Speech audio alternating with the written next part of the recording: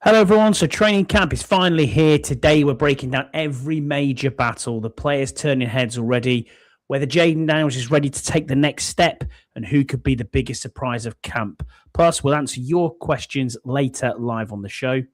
Let's get into it.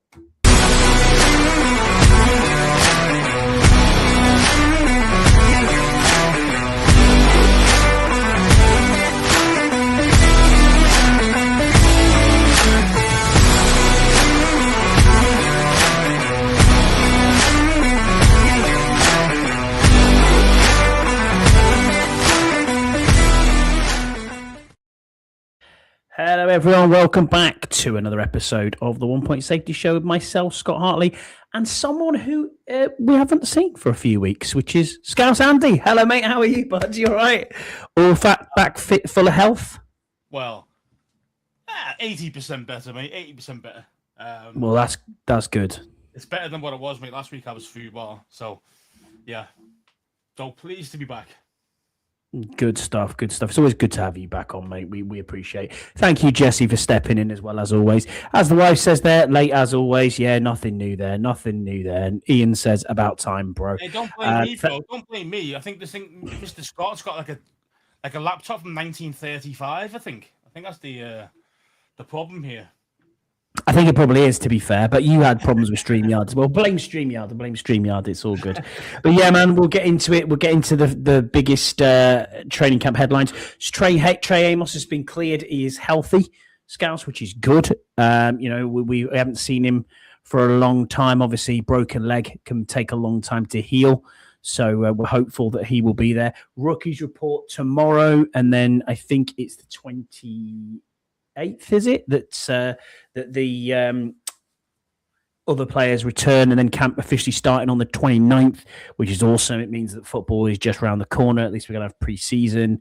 I'm going to have a few other bits and pieces going on as well. But what are your thoughts on Trey Amos's health? Is he number one cornerback going into the season? Is that what you want to see? Well, I think he's the guy out of all the players we've got who could be or has the ceiling, shall we call it, for being a cornerback one. At this moment, I think it's a little bit premature to call him true CB1 yet, but he did have a good half season till he got hurt.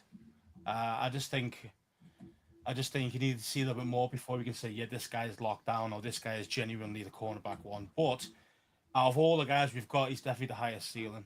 So what do you think? Yeah, I agree with you. I think that he is going to be our highest ceiling guy. He's potentially going to be one of the guys who were looking to play on the outside. I think the other one was probably going to be Rasul Douglas, mate. I mean, you don't sign he's different type of cornerback we talked about last week with Jesse. He's different to what we've got. He's not, your tweener, someone. We know Mikey can play outside. We know he can play in the slot, nickel as well. And Amik Robertson is mainly a nickel or slot corner. So Keller Witherspoon, the same. We're probably going to keep him too. So it's a good battle in the cornerback room. But I agree with you. I think he's probably our CB1. Definitely. I mean, he's probably, for me, when you look at that room, he's the first one on the team sheet. He's definitely on one side, that's for sure. But yeah, it'll be interesting. I think he's got the upside. I say he's got the upside to be the one. I think at the moment, I think you probably would go with Douglas at the moment to be the CB1 at this moment, just purely because of the experience that he's got, and he's played at a good level for a long time. So, so at this moment, I'd probably say him. But I do think Amos has got what it takes to be one eventually. So. Yeah, I think if you take someone that high in round two, who's a lot of people had him in mock drafts as the back end of the first round as well. From what we saw, it was a good body of work, but it probably wasn't enough to warrant, right, okay, is he definitely going to be a CB1? Is he definitely going to be CB2? We have this all over the field. Didn't he have some sort of phantom back injury though during the draft? Yeah, I do remember that. Yeah. But he said he never had a back problem, so I don't know what was going on. Who do you believe? Either way, I'm happy we got him. So I'm not moaning with the fact. It's the case of, can he stay healthy this season? Because we're going to need him. Because I do think we're still, we've got bodies now at a corner, but it's still not. All of them aren't really high level. You know what I mean? So it's kind of, the drop off would be quite drastic. I think if a few. So seamlessly though, we're moving into we're talking about corners. The Rasul Douglas signing. We obviously didn't get your thoughts last week on it, Scouse. You've had a week to think about this one now. What are your thoughts on Rasul Douglas? I haven't had a week. I've had literally 5 seconds. You just asked me. So come on, you got to keep up with the news all the time. I want you constantly on it, man. Yeah, man. To be fair, I think it was a decent signing. We definitely needed another corner. We've been harping about it all off season, really, that we were lacking bodies and also a bit of quality as well. Who could actually be a starter, and this guy is starting experience. He's played a lot of games. Mostly played for New England, didn't he? Is that right? Yeah, played in Buffalo as well, I believe. Yeah, he's really good player.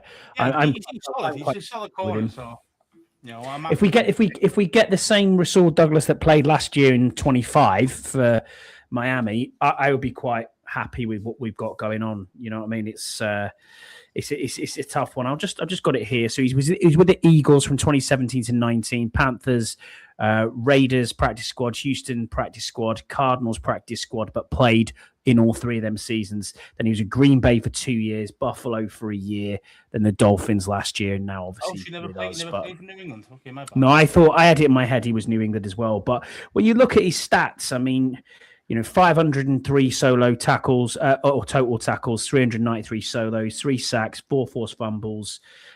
This is actually, and then 21 interceptions over his career. But if we look at last year, he had 2 interceptions, a sack, and a forced fumble, and 3 tackles for loss as well. So, he's decent. He's decent, and at 6'2" and 209 pounds. As I said, that's the body that we don't have in the corner room. You know what I mean? We've got kind of small corners who are twitchy and fast. So biggest, besides Douglas, I think Amos is the biggest corner we've got. So yeah, I mean, I think he'll suit our system well. I think there's still going to be some teething problems. I just thought, because obviously we don't really know what Jones is going to bring to the table from the defensive coordinator. Yeah, we don't know what Durante Jones is going to bring. You're right, and he might only play 2 corners. Yeah, I play 2 corners.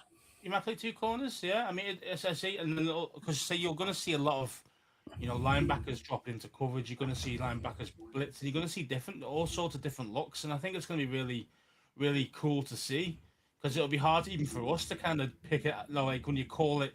How many times do you watch a game and we're like, yeah, that's going to be a deep ball throw, or yeah, that's going to be, I can see what he's going to do with that, and it happens virtually like 8 times out of 10. Now, just by the actual setup and the look of what the defense is showing you, you can see what they're going to do. It's going to be different this year. That's why I agree. That's why I'm really looking forward to seeing what these guys have got for us. So you more interested in the defense this year, obviously with it being quite poor, or are you last year? I mean, ranked 31st out of 32 overall, or are you more interested in, and maybe we look to bring that up to a solid 15th, you know what I mean, or even in between 15 and 20, thereabouts. Are you looking at that, or that you're most looking forward to, or are you most looking forward to David Blough's offense? I think I'm looking forward to more the defense. Mm-hmm. I really am. I think we've made a lot of acquisitions via draft and also via free agency, and I think I'm really looking forward to seeing how this D line and linebacker core actually work together. We know this. We still got a couple of holes. I mean, yeah, you could say we've kind of filled them, but then you're thinking, well, it's more about the depth now. I think more on our defense now that we've got a Douglas in there. I think that was the glaring hole of a true starting corner. The other guys were kind of like in and out, and yeah, maybe good for one game, good for a couple of games, but then all of a sudden get blown up. And I think, the consistency, I think Douglas is better with that, and that's why I think he'll be the starter on one side anyway. And barring any injuries, hopefully you won't see too much of the Witherspoons and the all the other guys that are in there. I mean, of course, if you've got to see them, you've got to see them. But I like to, the reason you're back up for a reason. Do you know what I mean? So, because the other guys are better. Simple as that. So, and you're more consistent. So yeah, so I'm more looking forward to it. But I'm really excited about the linebacker core and how they're going to use the D line with Owe and Armstrong and all these different type of rushes that they've got. They've got Louvre rusher at linebacker. You can also use Chanel. You can also use Sonny Styles. I mean, as I'm saying, this is a big upgrade. I'm really excited to see it. Same. I'm absolutely the same. I want to see how they change, because it's a complete change in system, isn't it? It's going to be a 3-4 defense, which we know. It's how you use these hybrids. Other times you might see a five D lineman or potential D lineman in that position, and then see guys drop into coverage. I think that's the cool thing about it. I think that's why it's not going to be purely a set system of a 3-4 or a 4-3 or blah blah blah. Yeah. Base formation, you're looking at 3-4, aren't you? But I know what you mean. It could be you can swap it out all over, and as players, you can do that, and I think that's why I'm really looking forward to it. As Rod said, their rotation will be the usage on both sides this season. Deluxe here, he's got a point. He said it's been a long time since we had an aggressive defense. Not hard to look forward to that. Absolutely true. Probably I completely agree with you. Williams' defenses were probably aggressive defense. I absolutely agree. I think they're probably right, looking back that far, which is quite mad, really, to think about it. But I'm with you. I'm looking forward to physically seeing linebackers actually do their job, which is going to be pretty cool. You know what I mean? And we're not relying on the John Bostics and the Mayos of the world. And do you know what I mean? These people, wow. Yeah. It's like, what on earth are we doing? I mean, you look at that now and you say Sonny Styles, Frankie Louvu, Chanel, Jordan McGee. You know what I mean? It's like, hang on a minute. We've got see a little bit. These are the guys I want to see as well. These kind of fringe guys that who've got so-called high talent, but we haven't really seen them. McGee's one of them. Use the safety. Use the safety. That Nick Cross. No. Similar prospect where he's a youngster and he's like, oh yeah, this guy's got some upside, but you never see him because he's always hurt. Tyler Owens. That's the one, yeah. So yeah. So these are the guys I would like to see, who can actually, take that spot, because there is going to be available spots on this team. Of course. Absolutely. The 2/3 guys at linebacker have got it signed, sealed, delivered realistically, but that doesn't mean that Medrano can't get a spot on the team if he's decent at specials, which you don't know about. I don't know too much how well he's played. Medrano, yeah. So you've got Medrano, you've got McGee. It'd be nice to see these guys and see what they can actually do, because we just don't know what they can do because they haven't been on the field. Absolutely. Ian says you can't beat a bit of mayo. Prefer salad cream, mate, to be fair, but yeah, it is what it is. But no, I'm with you. I'm with you too. Expectations for Jayden Daniels then, mate, going into year 3. What are your real expectations, Scouse, for this? I put it in the chat and said, what are the expectations? The one that has come through is Rod. He said, my main hope for JD is that the O-line is under center style, keeping him healthy. Yeah, I agree with you. I do agree with you. I want to see him healthy. I want to play him, see a full season. I'm not in it for saying, he's going to throw 4,000 yards. He's going to do 30 TDs. Yeah, we can get into that and debate it. But genuinely, what are you looking forward to with Jayden Daniels? Because it's a big year for him now. At the end of this year, end of this season is when we can really start negotiating contract terms. Do you know what I mean? And this is it. This is the biggest thing we've got to look forward to is, do we get this deal done now if we know he is genuinely surefire the real deal? I don't think there's any question marks on that he's not the real deal. The only question is a broken body. And we've been here before. And we've been burnt. And that PTSD feeling that you get where you just look back and go, oh no, man, it's ruined my entire fandom. Yeah. That's the problem with we have genuinely got PTSD for certain things. Quarterback getting hurt is one of them. RG knee, all the, Alex Smith, all these guys, like really bad injuries and stuff like that, and they've never got back to where they were beforehand. And especially RG knee, that was the big. They used the big quarterback hope. The fact that we're calling him RG knee says it all, really, doesn't it? Let's be honest. Sorry, I've got nicknames of people, but yeah, it's just RG knee. But I just feel. But again, he was a gimmick. Unfortunately, he was a gimmick quarterback. He was. He wasn't really. He wasn't a true pocket passer, and he wasn't kind of. Besides that first year, he wasn't really that kind of accurate either with his throws. Yeah. So again, one of the things about accuracy and touch pass and stuff like that. If you haven't got it by the time you get to the NFL, you're not going to have it. You're not going to get it. And I think that's the problem. Like some guys are literally just strong arm guys who can fit it into like a gap that big, but it's always full power. Yeah, it's not like the nice touch pass, the nice layered pass, this and that, the other. What's the pass where the kind of like anticipatory throws thrown to certain areas rather than the actual receiver, throwing receivers open. Those type of things. That's the next level quarterback. Do you know what I mean? Whereas RG couldn't really do that well. So even when, and that's another reason why, once he lost that kind of real superstardom mobility, he fell apart pretty quickly in the NFL. Unfortunately, he just did. The whole reason I fell in love with this franchise was because of him. And did you see that stupid Instagram TikTok posting that he did where he was in full pads? I was like, what are you doing? Exactly that. I mean, Scott G says, RG who? Flash in a pan, unfortunately, 10 years beyond his time here. Don't care about him anymore. Deluxe says, RG me or RG me. Yeah, exactly. Another one. I mean, and that's the thing with this guy. This guy's still trying to make money off us. With this most recent Instagram post or whatever it was. It's like, why are you only why are you even like getting so dressed up in our colours anymore? Like, just go away, bro. Like, you've had your time.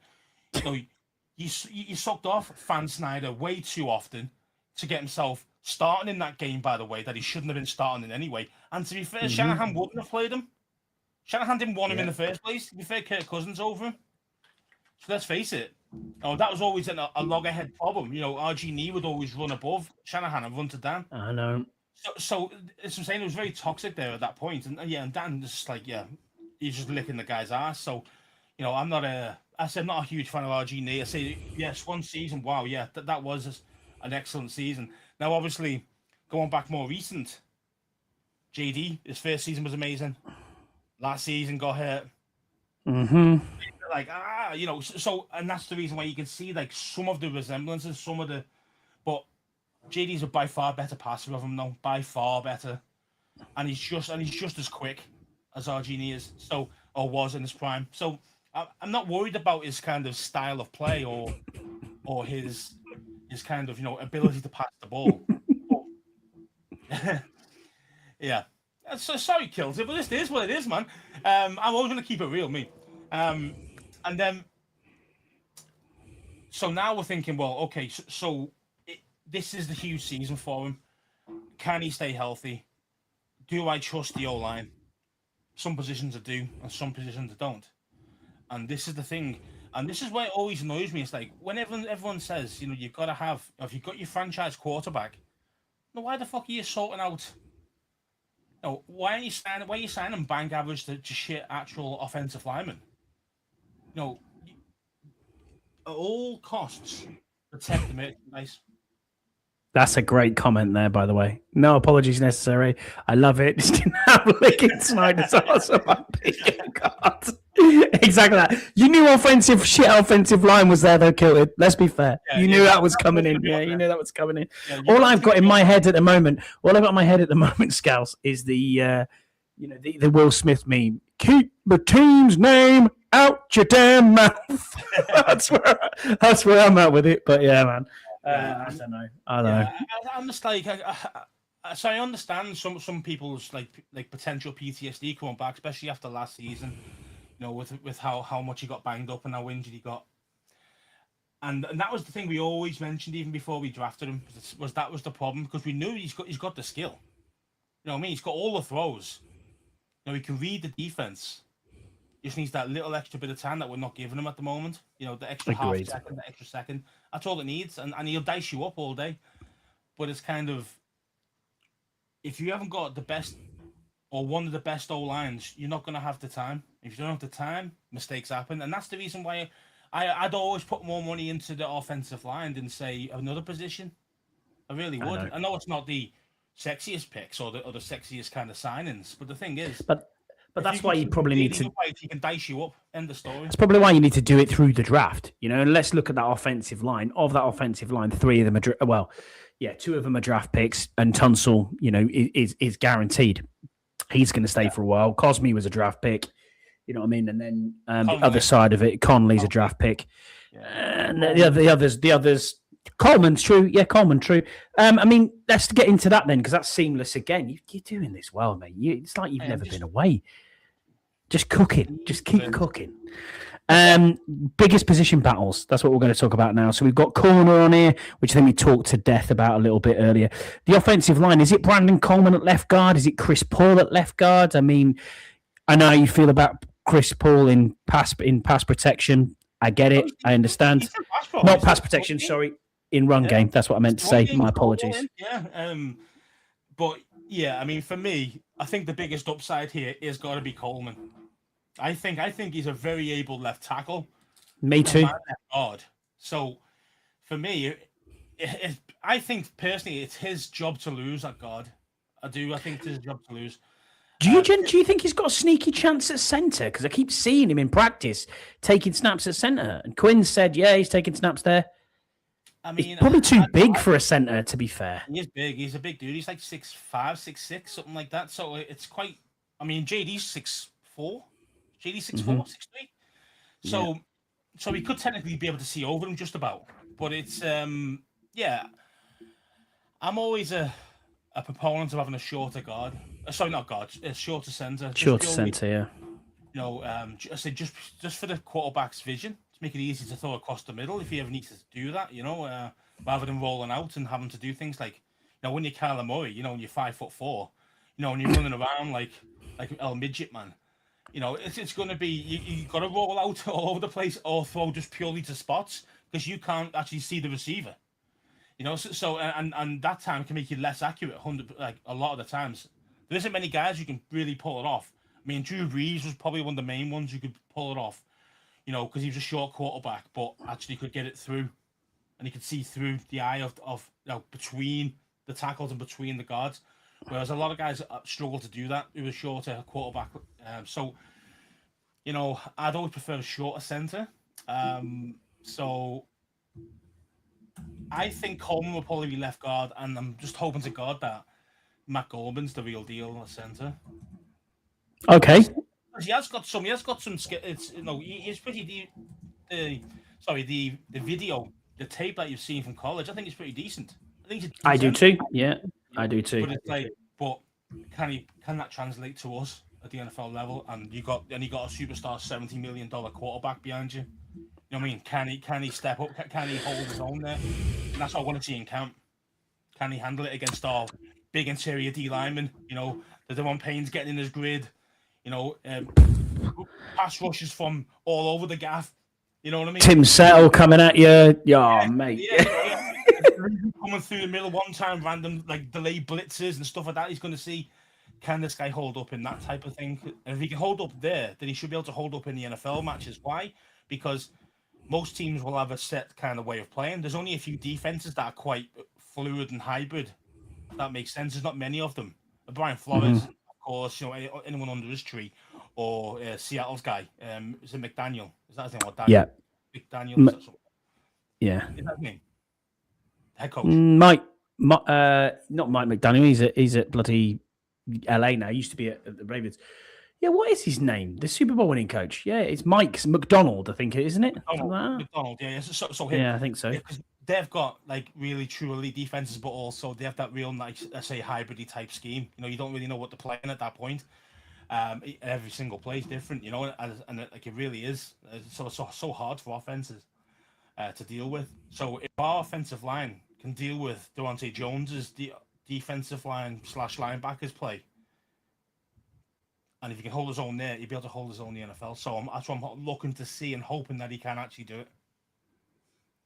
Yeah, me too. Mike McDonald, yeah, I was right. Jeez, I don't know where I got that from. Why I got that. They're all the same, aren't they? They're all seen the same. But he was an amazing brain over at Baltimore, wasn't he? Before he went up to Seattle, and obviously, you know, he's done the business over there as well. Let's be fair. So he must be looking there thinking this NFL shit's easy, man. The offensive line, I mean, that for me, I think Brandon Coleman is probably going to be the left guard starter. What is good though is they have positional rotation, as we talked about before. He can go center, he can go outside at tackle, and we have a bit of depth there, which is good. I think you're probably right. I hope he beats Chris Paul out, but it's a good battle to look at. My battle is obviously wide receiver, as we talked about before, and it's mainly around the bubble. You know what I mean? Like, who is going to get this kind of sixth spot on the roster? Because realistically, we can sit here and say we know five. You know what I mean? We know why the five are there, but it's who's in that sixth wide receiver spot. I think people are sleeping on Antonio Williams big time. I think he's actually going to be a very, very good wide receiver straight out of the gate. Don't be surprised, honestly, if he's pushing higher stats than Debo was last year, which was just over 700 yards and I think 5 TDs. I think that's kind of where we're looking at with him, especially if you're moving Terry McLaurin in and around the different positions, you know what I mean, in the slot out. He's not just going to be your outside X receiver, go. Antonio Williams will be exactly the same. And I do think we don't need this two, it's got to have a wide receiver two. We clamour for it, and we know we clamour for it. But I just look at the market out there. I mean, I know Jesse talked about Keenan Allen last week, which has been linked again. Tyreek Hill's been linked this week, but he's come out and said, I haven't got any strength in my leg whatsoever. So, yeah, bye, mate. And then you've got Diggs, and you've got Brandon Ayuk, which, Jesus, Brandon Ayuk's just... I'm not even going to entertain it now until he signs his papers and says, I'm going to reinstate myself, because it's pointless. But he's the biggest Commanders cheerleader at the minute, which is great. I hope it does a lot of sales for the business side of the team. But if we got to training camp and we suddenly realised, oh, shit, we do need a receiver, yeah, Diggs is out there, go and sign him. But I don't think they need to. I genuinely don't think they need to. I mean, Williams, who else are we talking about? Lane, McCaffrey, I think is going to have a big year. Both punt returner and kick returner. Then we're kind of struggling. Do you know what I mean? Like, where are we going after 4? Well, you got Treylon Burks as well, and I think Burks, yeah, he'll be there, absolutely. He'll definitely be in there. I think he's got the size. He's got the size. He's like a 6'2", 6'3" receiver. We don't really have anybody that size really on our team. And he's got a little bit of speed, not ridiculous, obviously, but he's got a little bit, which is enough. And he's got good catching ability. The problem is with him, as we all know, can he stay healthy? And we've got a few question marks like that with certain dudes in the squad. So but yeah, I mean, I think you're right. I think you've nailed most of them already. I think they're going to be the guys that are going to be in the squad, and then you've got one guy left, one position left potentially, and one spot. Sorry. And again, for me, I think these guys, they're much of a muchness, I think. Don't be surprised. I mean, Rod says here, Van Jefferson over Diami, Chris Hilton Jr. the same. I mean, I'm looking at that thinking. Yeah, I mean Hilton's got that deep speed connection, and he's got connection through LSU with Jayden Daniels. Yeah, exactly. Yes. Yeah. So he will have a slight bonus ahead of, say, the Army, but in saying that, I mean, it's not really enough to kind of get him, and he's got to do it on the field. He's got to do it in practice every day. He's got to really show that he's really the real deal, rather than just a one-trick pony or one type of route run only type player. If he can show that he's versatile and he can do a lot of different route trees, then yeah, why not? Why couldn't it be him? He was productive for LSU. Didn't he get hurt there as well, though? Wasn't he hurt a bit? Yeah, I think so. Yeah, hamstrings. Another question mark. So Scott G says, has Scouse been linked, as in linked to the team? All links is why I checked out most of the summer. Scouse is playing left guard stroke centre this year for us. Yeah. So to be fair, I'd be able to beat Allegretti, I'm not going to lie. Wow, spaghetti, as you call him. No, it's nice Alashitty, isn't it? Alashitty, yeah, that's what I'm saying, man. Turnstile Wiley and Alashitty. And we've had RG Knee as well. You got some nicknames. That's pretty good. Some dudes. The guys that I like it. Have or worse. I'm just going to go back up to the battles. I said, which position battle interests you the most? Obviously, Rod says kicker. Deluxe has said running back, which I'll get onto in a second. But I just wanted to bring back Deluxe's comment there about 70 million. So I'm going to polish this one up. The 70 million comment made me think they'll be much better off to sign Jayden after this season prior to Caleb, May, and Nix. Agreed. That's the problem now. It's who's the next cab off the rank, Deluxe. Yep. And you look at it and you say, we've got to get this done because players are always going to change contracts around. You can always look back. Patrick Mahomes has done it, rejigged his deal slightly. So you can always rejig deals further down the line. But you've got to get this signed up now. I mean, if Dak is on 60 mil and he's the highest paid quarterback in the NFL right now, Jayden's going to sign a $70 million deal. I'd be astounded if it's less than 70 million. I really would be. The only way that would happen to get less than around that kind of 65 to 70 mil a year. Yeah, that's probably what we're looking at. Is injuries. If he gets injured again. And even then, JD might go, well, you know what? If you're not going to give me what I want, I'll just play another year. And then it's going into the fourth year of his contract. And then, as you say, you'll have seen what, like the Lux mentioned, you'll see that Nix and May and Williams and all that are all going to get their deal. And that's going to set the market again, which will even be more expensive for us. You see what I mean? So this is why it's kind of JD's got all the cards. You know what I mean? So I understand why. I don't think you're going to be able to negotiate too much, Mr. Peters. I think you're going to be like, look, this is going to be it, and if you don't like it, he's not going to sign, and that's as simple as that. I mean, there's no panic. There's no panic. We've got 2 more years to go after this. But I mean, Ian says here, the longer you wait, it's going to cost you more. Yeah, Ian says here, Defo again and again. So he says, Defo Centre, you're tiny in more ways than one. Ian, there you go.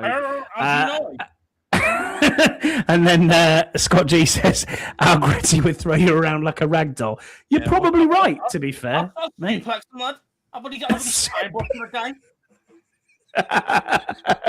Spine buster. Who Batista there? But shorter than him, I'll be able to get underneath him and throw his ass all over the gaff. The Cheshire Batista. The Cheshire Batista. Yeah. Oh dear. Other training camp battles. Then let's look at that. I mean, edge rusher. It's going to be interesting, mate. I mean, whether we looked at your 53 last week, and we had mine up as well, and Jesse's up, and it's a really tough room. I mean, unless you're classing Dietrich Wise as a D tackle, which I think we all did, and even he's not really safe. You know what I mean? I'm looking at this and saying Joshua Josephs, Dorrance Armstrong, Owe, Amenahu, Chase on. Then you've got, I mean, John Baptiste is a definite goner, in my opinion. And they like him. They like Baptiste. I know they do. So, yeah, so... As I'm saying, there's going to be, which is a rare thing for Washington, there's actually going to be a decent player potentially being cut, rather than not. Now, normally, the guys we cut are shite. Now, let's face it. So, yeah, it definitely will be interesting. I think Baptiste potentially could be a practice squad guy, but I don't think he will. I think genuinely he'll get picked up by another team. I honestly do. I think someone like the Falcons or the Cardinals would come in for him and go, yep, that's someone we're going for. I mean, I'm looking at this now. You've got Owe, Armstrong, Baptiste, TJ Magunwara, who is the 2025. He was with San Francisco in 2025. They like him too. Andre Carter, no, he'll be probably out. Chason Josephs, Drake Jackson as well. I mean, there's another one who we picked up from. Would you have him as a D end or an outside backer? Well, they're all outside backers, aren't they? They're not technically D ends. If we're playing in a base 3-4, they're all left outside linebacker and right outside linebacker.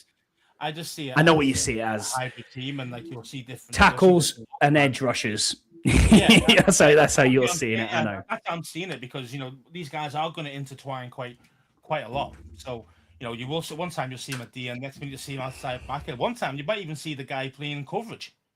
As in deeper. You might see like Amenahu can do that. You know what I mean? Like Amenahu's a really, really good all rounder. He can do everything you want him to do. And that's exactly that. System. So as I'm saying, we've got a lot of decent quality on the defense, especially on the edges. And so you might go, well, defensive tackle is a little bit weak. I mean, you got. I don't think so. Contract year, that's pretty solid. Hopefully, he have a season like he did in his last contract year. That'd be fantastic. Then you've got obviously the guy who's say always hurt. He's not, but when he came to us, he had 2 broken feet. What's his name? Jayden Newton. Newton, yes, you got Newton. Again, he's probably the similar type to Payne. He wants to rush the passer rather than be a space eater, a blocker. Do you know what I mean? Like a run blocker. So I'm looking at it. I'm looking at it here. It's Kinlaw, Amenahue, Dietrich Wise are classed as D ends. Then nose tackles, you've got Tim Settle, DJ Davidson, and Shai Tuttle. Then you've got other side of the as D tackle, you've got Payne, Newton, Ricky Barber, and Jeffrey Mba as well. So there's a fair amount of beef on that line. I mean, you'd always say probably going to look at 4 if you're just looking at, say, DT. You're looking at Kinlaw, Amenahue, Dietrich Wise, Tim Settle, and Jayden Newton, Daron Payne. Actually, that's 6. So yeah, it's yeah. I mean, I think you're probably going to have around that kind of 9-10 D lineman type of number, in mind, and then depending on where you see yourself having a potential Jake Jackson or Adafe Owe or these other guys, where you see them on the list. It doesn't really matter per se because the system's going to be that fluid. Yeah. That it won't really matter what you put them down as. They're still going to be in the squad. You're not. There's no way you're going to. Certain guys are going to be on there just because of the contracts anyway. Even if you didn't have a good preseason, even if you had like bad times or they weren't good in the training and stuff like that coming up, still going to be in the squad. They're not going to get cut. The ones going to you're not going to cut. You're not going to cut Joshua Josephs, are you? You know what I mean? You're just a draft pick, so just drafted him. Yeah, exactly. So you're not going to really bin off your rookie unless he's horrible. Very, very rare. And then you're not going to cut off your guys that are kind of making decent money. So, like for example, I saw some crazy takes saying like Chason could be cut and stuff like that. No, I was thinking, but again, he's a $10-11 million deal, isn't he, for 1 year? Now again, technically, could you cut that? Yes, but you're not going to. But you could. It's not going. It wouldn't destroy us cap wise, But yeah, I mean, it's. People are saying don't sleep on Joseph. He's going to make the team, and Chason's going to be the odd man out. And so I've seen my takes before, but it's interesting. Obviously, you want to see. I mean, I don't expect that to happen, but it's why not?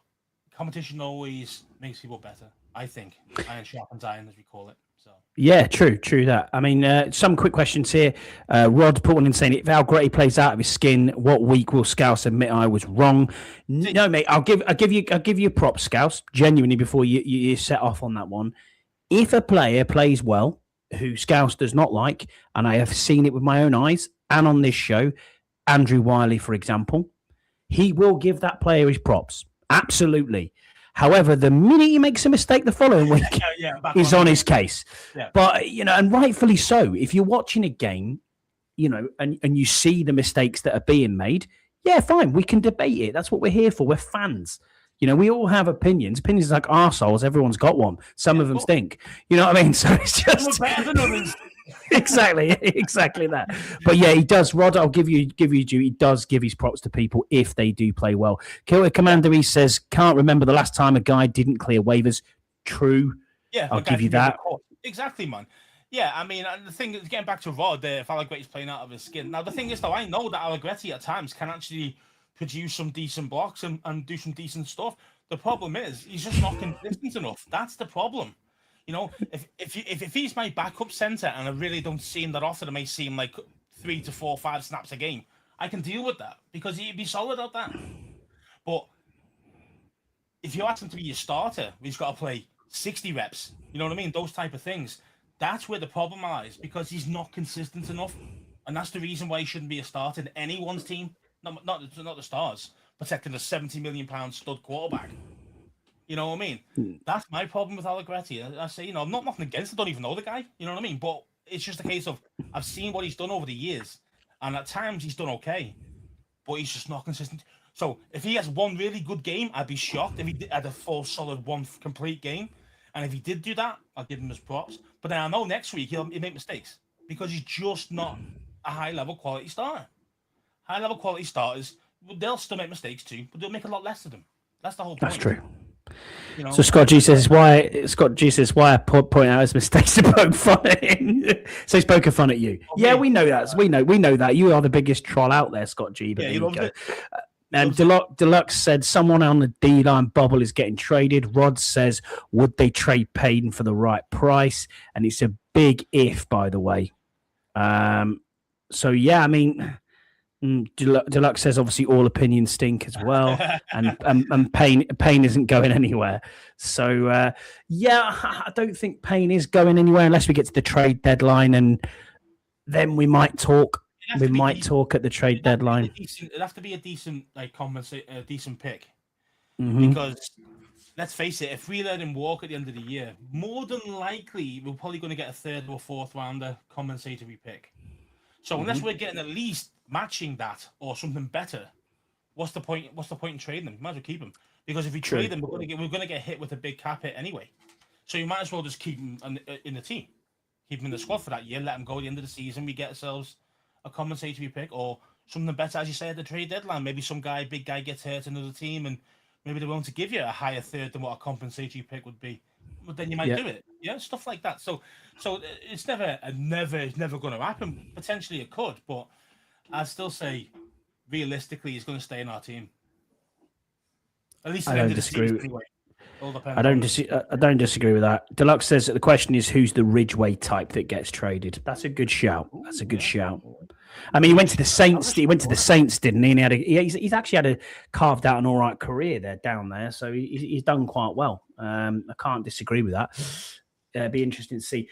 Ready players who are ready to break out. Then let's discuss this. Let's have a quick 5 minutes on this. Leo Chanel, Sonny Styles, Trey Amos, Mike Sammerstill, Antonio Williams, Joshua Josephs. Who's your pick, mate? Who's your pick? You're one player you think, yeah, man, this guy's going to be an absolute standout at camp. Who is it for you? Or who are you most looking forward to? I might frame the question slightly different, Scouse. Yeah, I mean, to be fair, so I'm looking at Chanel and Styles. That's what I'm looking for, really. I really want to see what they're about. Obviously he's our first round pick. We want and a high pick at that. We're expecting big things from him. He is the prototypical type of linebacker nowadays of the game nowadays. In the modern game, I can't wait to see what he can do. Yeah, of course he's going to make mistakes. He's learning a new system, new teammates, and all the rest of it. So there's going to be things that teeth and problems. But I say, as long as I can see the upside and I can see, and he's getting better each time he's on the field, that'll do me. That'll do that he can actually do it. Interesting to see who'd be the green dot on defense as well. That's going to be that's the one I was going to say. I was exactly going to say that. Who is going to be the green dot? Yeah, I mean, at the moment, I don't think it should be Styles. I think that's probably a bit too much to put on him straight away. I think he's got to learn the system himself. Never mind trying to be the mentor on the field to everybody and tell everybody exactly what's happening, what play's being called out per play. I think you might see Chanel do it. He's done a little bit not a lot, but he's done a little bit over at KC. But again, it's another tough one. It is a tough one, man. Because normally you want a linebacker to be and a guy who's normally going to play most of the snaps. That's who you really kind of want. I mean, of course, you could have a safety, or you could have, you could have a D line if you really want to. But to be fair, I mean, a lot of times you tend to use a decent linebacker who can read the game well. So it's kind of a tough one, man. I think to me, Chanel, I think at the moment would be the favorite. So, interesting enough, Scott G agrees with you. He said Leo for the green dot. I put a question in the chat there and and don't forget while we're here, guys, we're nearly at 300. So come on, tell everybody that we're at 300. Listen, if we get to before the end of cuts, which is like a month, we can get to 400, we're going to do a giveaway. I promise you I'll do a giveaway, and I think it's worth doing. We'll put it on. It's not just a hat from the show. We'll give away a jersey. We'll do it properly. Anybody can do it, but just tell everyone we're here, man, because we've been doing this for 4 years now. and the subs can go through the roof. You know what I mean? We do everyone else's shows. You know, we go on, we do these bits and pieces. People like us in the Commanders community, which is great. But just give us a sub, man. Well, that's good. Just do that. Oh, we're nearly there. Yeah. maybe like you. I don't know. Might be how it works. Scott G says another giveaway I won't win. Yeah, you're not wrong. You're not wrong. You're not wrong. What we'll do with you, Scott G, we'll just leave your name out by accident. Accidentally on. Correct. No, Scott G can have 4 entries. Yeah. G Scott, who's this? Who's one? Yeah, I don't know. But yeah, Leo Chanel, he says is a surprise for everyone this season. Rod says White and Cross will surprise people. That's the one I'm looking forward to seeing the most. Rod this season is I really rated Nick Cross before he's coming in. We talked about it on this show. That was one free agent who I really wanted to see sign for this team. Maryland boy as well, supported the team. He gets it, man. He knows what it's about. He knows exactly what the fans expect. He's sat in the stands where we have. He knows it, and I just think he's going to have an amazing season. When we were actually good, he was in the stands exactly. So yeah, it's full 360 circle for that dude. So yeah, I think he'd be very proud to play for us as well. Never mind. 100%. Well, we'll get into our fan questions then, Scouse.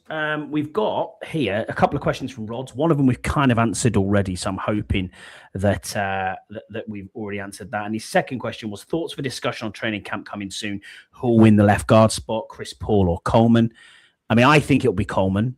We talked about it just a little bit before. Are you saying Coleman too at left guard? Yeah, I think right at this moment, it's his job to lose. So. Yeah, agreed. His second question, and to be fair to him, he sent me it 3 days ago. So thanks for that, Rod. Appreciate it. He said, looking more likely that we won't add another wide receiver 2 at this point. The question is, how do we feel if we don't add a wide receiver? And how will we develop the receiving core? And will there be a flexible use of all receivers if we include Chig and Rashad White? Yeah, I mean that could be the safety valve, if that makes sense. You know, the pressure relief valve, because we haven't mentioned Chig at all yet, and he is a pure receiving threat, and he can block as well. That's the reason why he's really good. So, but again, he is a yak guy, and we have got different guys, different skill sets on the receiving team. If you count Chig and you count White, you've got different guys there. Who can do different things. You've got the Terry who can run any route you want, but he's more of a deep ball guy. But again, you can run any route you can do. He's great at that slant, the inside slant. He's great at those as well. Antonio Williams is a yak guy. Chig is a yak guy. Then you've got the deep ball guys like De'Ami Brown and Jalen Lane. And then you got the solid hands if he stays healthy with Treylon Burks. So and he's a big receiver. So again, you've got a lot of different variation there. And so you've got your Chig, and you've also got Rashad White who can break a tackle and go all the way. There is potentially a lot of dangerous players on our offense. Even now, even if you don't get yourself a bona fide wide receiver 2 like a Diggs or have you got a true possession receiver? You could mention maybe Terry is a little bit, but besides that, he's very good at contested catches. That's it. But I know what you're saying by have you got a possession receiver, a Keenan Allen type receiver, that sort of guy, or Diggs nowadays, because Diggs is a possession receiver, because he hasn't got that speed anymore. So something like that might be a little bit different, It all depends how we're trying to think about succession planning with Terry, because are we going to re-sign him? I just think his contract is absolutely mental next year. Now you can always do something with that. You can always change it around. You can always renegotiate, or bigger bonus or funds or whatever to lower the cap, etc. But you just don't know what you're going to get, because it's like, hasn't Terry got one left? I think he had 1 year left on his deal. I think this is this not his? Yeah, he has got 1 year left on his deal. On top of this, you're absolutely right. But so this is the year, as in next season, where when it gets ridiculous. It's like $30 million. Right. Okay. Yeah. So I'll have to look at it. 32, 33 then. So that's going to be a problem. And I think that's where you're looking at your succession plan. And do you look at it now with the potential crazy guy in Brandon Ayuk? Or do you leave that off and just go, no, we're going to go with what we've got, or potentially go with Diggs as a possession guy? But again, these guys are going to be 1-year deals. So Diggs is not going to be able to replace Terry. He's older than Terry. So that's not going to work. So then you're thinking, okay, is Antonio Williams a wide receiver 1? Probably not. I mean, the guy's going to be more like a Deebo Samuel type, I think. You're going to see him all over the place, gadget type of guy. I think that's what you're going to see from Williams. So again, are we just going to think about receiver maybe next year, in the draft, when there is this absolute load of high quality receivers coming out next season, in the next year's draft? So maybe we think then, and maybe have to cut Terry at that point, or whatever, or release him in that respect. So it's kind of So according to the looks, he's got 1 year left, no guarantees, perfect contract to restructure. Yeah, I mean, it definitely is. I mean, it all depends what we want to do. Do we want to sign him for longer term, or do we not? And I think, obviously that's going to be on the offensive guys, on the offensive staff. I would personally, unless his level drops massively, but I don't think his level will. I think if he stays healthy, he's kicking ass. Especially in this offense, he's going to kick ass this season if he stays healthy. Agreed. I completely agree. Thank you for filling as well. It just died on me for a second there, the stream, so thank you. I'm looking at Terry McLaurin's contract here, and obviously we've got a potential out at the end of this season. We've got 25 million dead cap if we do that. However, looking at his season in 2027, his base salary is 23.3 million. He's got workout bonus, signing bonuses, etc. But the cap hit itself is 34 million. Then the cap hit in 2028 is 39.5 million. And there's a dead year added on, a void year for 8.5 million in the year after in 2029. So that needs a serious restructure. As Deluxe said here, 1 year left, perfect contract to restructure. And Ayuk is trying out for the cheerleader squad, says Kilted Commander. Yeah. And he also said, he might make the team. He might do. He also said here, so many teams were successful last year that didn't have a legit wide receiver too. I don't disagree with that. I don't disagree with that. That they didn't have a wide receiver too. Let's go with some of the teams who did really well last year. Seahawks. Let's go with it. So one receiver. Seahawks, one receiver. Jackson Smith and Jigba. That's it. Patriots were in the Super Bowl. What legitimate wide receiver did they have? Keyshawn Booty and Diggs? Come on now. Well, they had Diggs. But the thing is, but Diggs got 1,000 yards. Yes, but they had those two teams had an amazing run game with, and also when you've got an absolute beast like Drake May, you can run, you could take it to the house and score plenty of touchdowns himself, just like Josh Allen's style of quarterback. You've always going to have a chance even with a lack of receivers. Because they will find a way. They will find a way of doing it, and so okay, you're kind of right with them too if you want. And then if Buffalo, I would say, have never ever had a wide receiver one, let alone a wide receiver two. Wow, they have had some decent, they had some okay receivers over the years. Not for a while. I get your point with it, but again, that's Josh Allen's show. Yeah, I know it is. Would you say Philly? They don't have two decent wide receivers. Well, not this year. No, but next year. No. Last year he did. With AJ Brown and Devontae Smith. I'd say AJ. Yeah, they're solid, but I'd say AJ Brown. Yeah, didn't do much at all.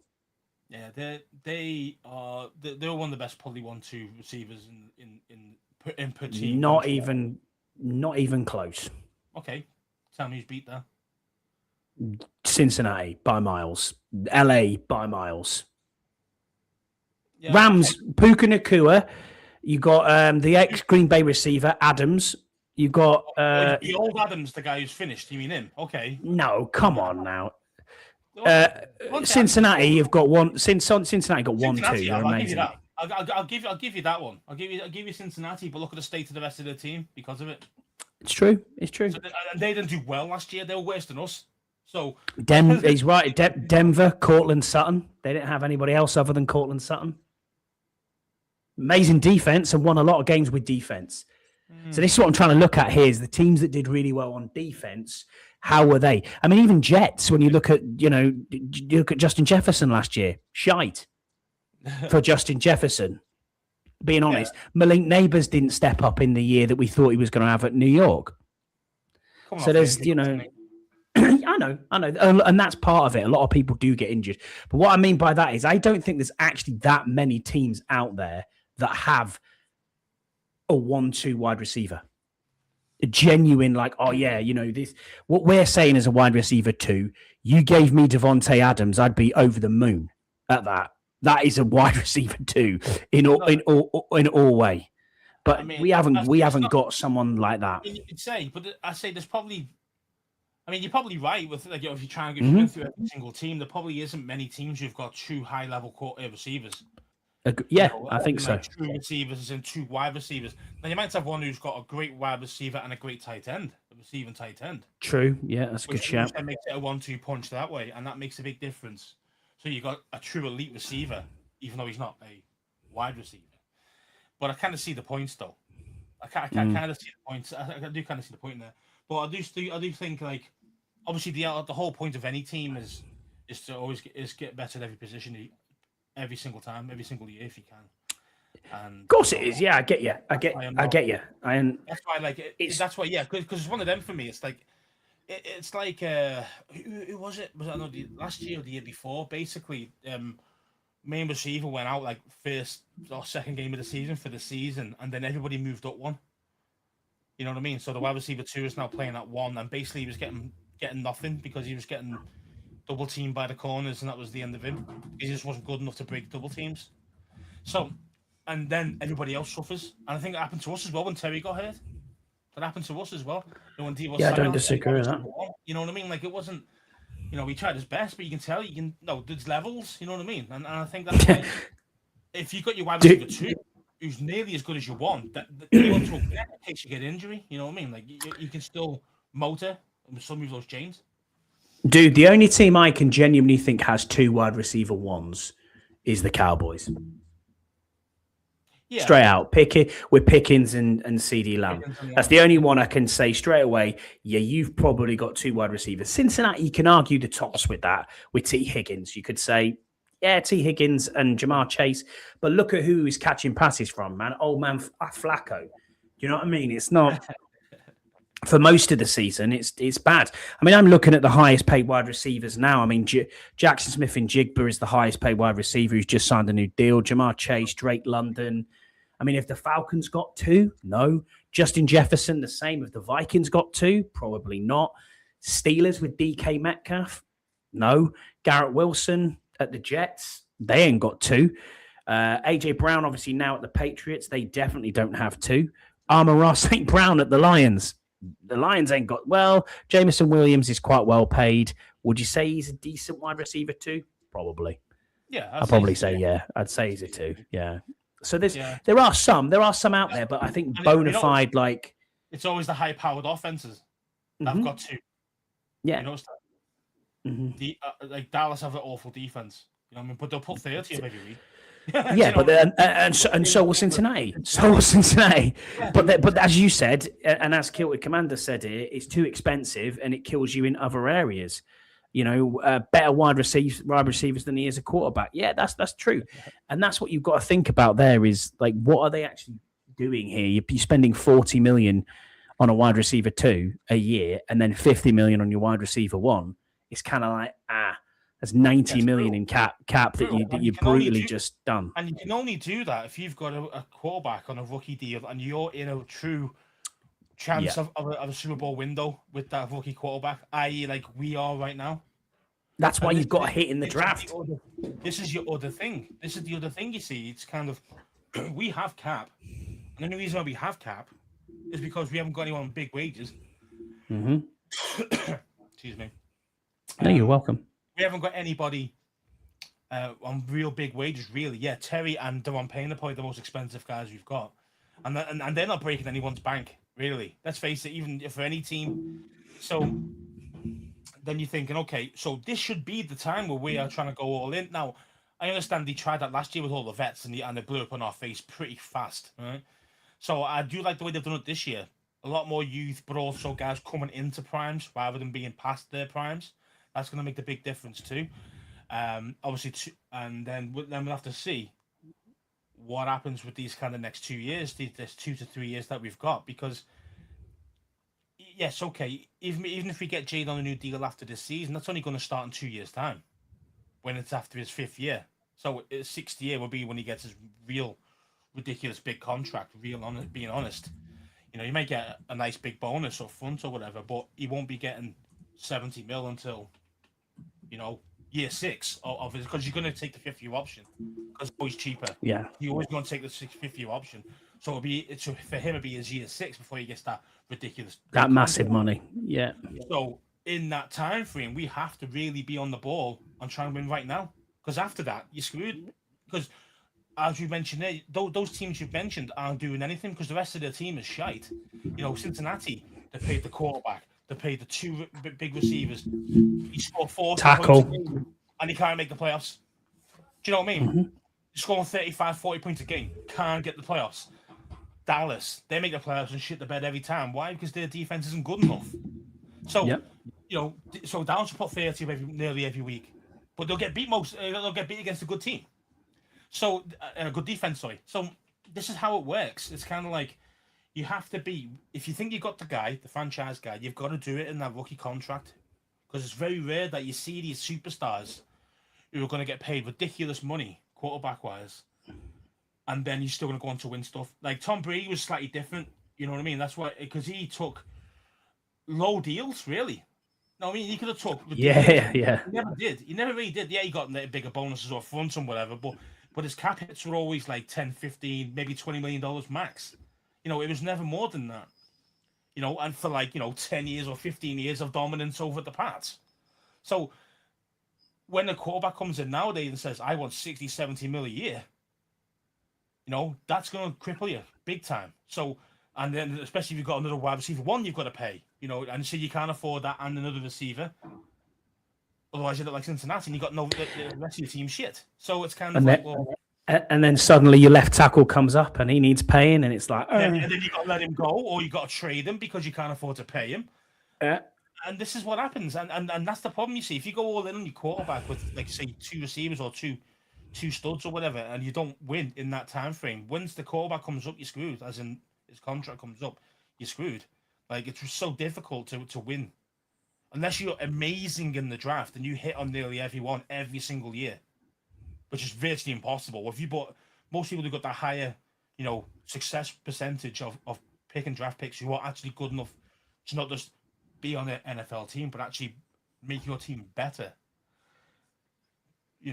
then you can potentially still get away with it. But that's hard. That's really hard to do. So absolutely. So man. So that's why we've got to do it in these next kind of three years, really, if we're thinking Jayden's the real deal. Yeah, otherwise, exactly right. Won't be anywhere near a Super Bowl ever again. Don't say that, please. Don't say that. We've got a 3-year window right now, and that's it. I think. Last bit on training camp. Then is a question from Yam. Yam Sensei, Yam Starch on Twitter. Thank you, Yam, for this. He says, "Do we get through training camp preseason relatively injury free? Why or why not?" Well, I think touching wood here. Touching wood, yeah. Because you just don't know. I think that's the problem. I think we've just seen Nick Scorton's just gone out with an ACL already in day 1 of practice at the Panthers. Bloody hell! Wasn't he the first round pick? Yeah, he was. Mate. Disaster. And that's easy. And sometimes it can be something so simple, like it's a slight turn, a slight twist, and there's your ACL gone. And it's not even, you're not even in pads yet. You're not even doing full contact drills. You know what I mean? And it can happen to anybody. I think that's the problem. It's he was a 2025 second round pick. He was 51. He was 51 overall. So last year he had 1 forced fumble, 1 pass deflection, 5 sacks, and 47 tackles. But yeah, as a linebacker, but he's their middle linebacker. So yeah, and he had a good season. He had a good season as a rookie. So good on the defense potentially, and now he's out. And I say, and it's something so simple, and that's the problem with. I mean, I've argued this for years, I know. the I know where condition, you're going. the conditioning of players. I understand you're starting to slowly ramp things up, but sometimes even just asking to go full sprint can be enough. You know what I mean? Like, because they're probably not. I mean, some guys probably will have, done a lot of training beforehand. 100% they will. Healthy and fit and all the rest of it so they're ready at a higher level when they first start in camp. I get that, but sometimes, man, like it's just sometimes it can be just how crap the field is. Luck I mean, as well. Luck as well. I mean, look how many times have I had to go at our field, FedEx Field, because it's not flat. But we're not training on FedEx Field, and I'll give Josh Harris his due. He has he's resurfaced and redone all of the training fields. So I'm at Ashburn. Like, are they being watered every 5 minutes like you would do in the Premier League? Probably not. I don't know. So it's going to be quite hard. So there's always different things that can go on. Now, again, of course you want to wrap your guys in cotton wool. Of course you want them to be fit and ready to go for week 1. But again, it's one of them things you still. This is why it's such a hard thing, because it's a balancing act. It really is. It's so difficult because yes, you want to slowly ramp your guys up, but then something so simple can do someone's knee in and it's out for the season, or even to say just unluckiness. Sometimes might have fell down a little pothole in the grass that you never saw, and his ankle's gone. Or you see what I mean? Like it's something so simple it can happen, and it's so hard to wrap guys up in cotton wool like that. And so, yeah, I mean, so to answer the question, I mean, you pray, you really do. You pray that you keep your main guys fit and healthy throughout, but you've also got to get the training right where they're still getting enough contact, enough condition to take hits for when they start the preseason games and week 1.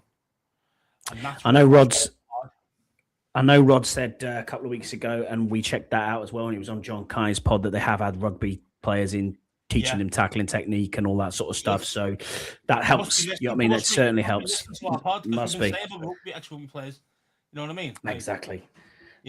And tackle properly with your shoulder, properly. And it's hit in the right positions, etc., etc. That's going to make it easier for you, 100%, and like I say, less injury chance. Agreed. And speaking of wrapping it up, which was again a segue, absolute amazing segue, Scouse. We're going to wrap it up now. So another episode of 1 Point Safety Show is done.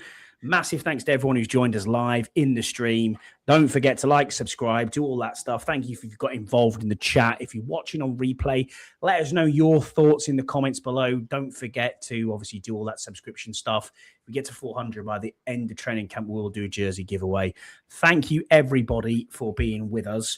And we'll be back the same time next week where we can actually discuss a little bit of football and a bit of what's gone on in training camp. So from me, Scott, and from my co-host, Scouse, who is back with us amazingly, we'll see you again next week. Bye.